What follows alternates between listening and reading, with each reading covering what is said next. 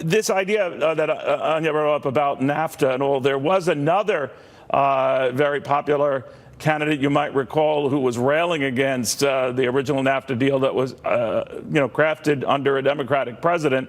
And this was Democratic candidate Barack Obama, who said that if he ever came to power, he would change it in fast and align it more closely with American interests and even faster.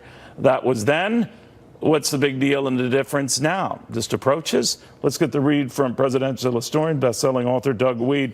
I forget that many an American president has had problems with our neighbors and best friends. They've all expressed it differently, but they've all expressed it, right?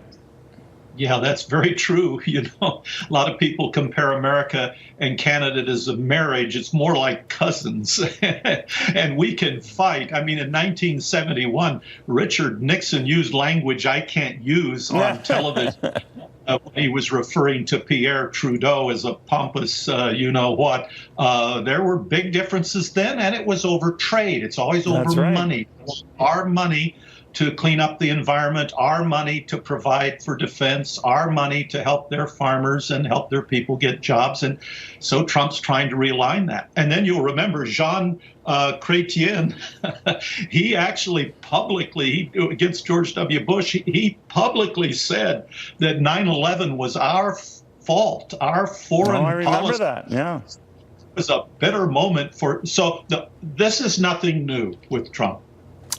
What is interesting is this president's response to all of that. Now, of course, you were mentioning Pierre Trudeau, of course, the father, Justin Trudeau, famous liberal of his time and the mirror opposite of Richard Nixon, as you also point out. So how much does that politics play into this? I was surprised the number of beefs and problems that President Obama had with the Canadians and in petitioning the WTO, I think no fewer than 34, 36 times during his presidency. He won a lot of those battles at the WTO, and people smarted from that because he did go after Canada a lot of the times. But I guess bygones were bygones, or they were settled in the president's favor, so they could argue, well, we went through the normal channels. Our president is not going through the normal channels, but he argues the normal channels rip us off. How does that play? Yeah, well, it plays big, and there was a big difference with Obama. You're right.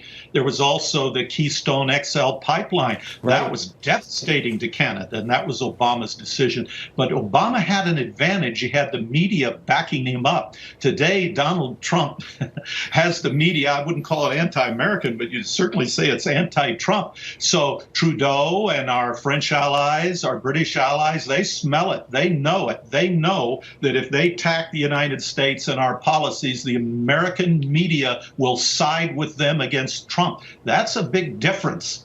And I have to say one thing, you brought up the politics of it. If you study Canada and its history, there's always been a very strong element of people who are anti-American. The funny part about it is Americans love Canadians. And these particular Canadians, it just drives them up the wall. They say, you're so dumb, you don't even know we don't like you. So a Canadian politician like Trudeau and others in the past can always punch that button and know they'll get a response from some in the Canadian electorate who just don't like the Americans.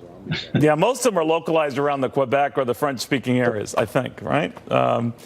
Professor, always good seeing you, my friend. Thank you very much. Doug Wead, a good read on things. That is true, depending on the region.